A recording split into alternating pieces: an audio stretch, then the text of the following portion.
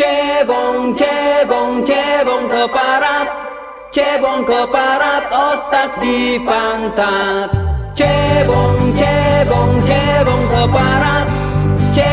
parat, otak di pantat.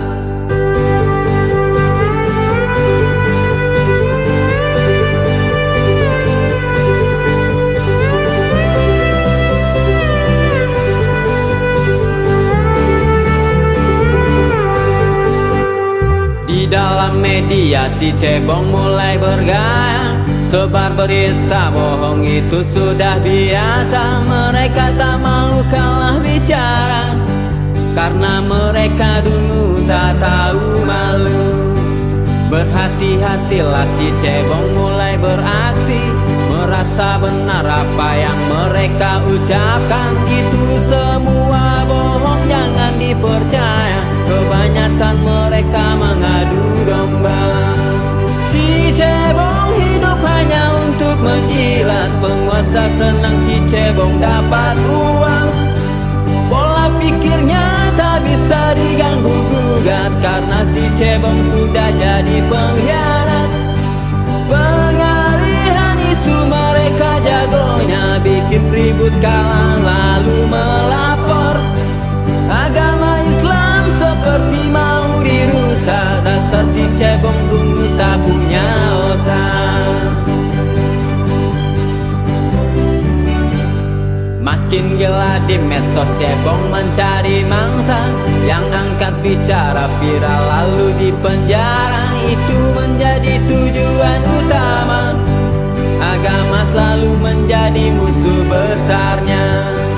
Kasus korupsi mereka lenyapkan semua, hilang beritanya, hilang juga yang bertayang. Mereka pun bangga dengan dulunya. Si cebong otak kosong bermuka dua. Si cebong hidup hanya untuk menjilat, penguasa senang si cebong dapat uang. Pola pikirnya tak bisa diganggu gugat, karena si cebong sudah jadi pengkhianat. Pengalihan isu mereka jagonya, bikin ribut kalah lalu melapor. Agama Islam seperti mau dirusak, dasar si cebong dulu tak punya otak.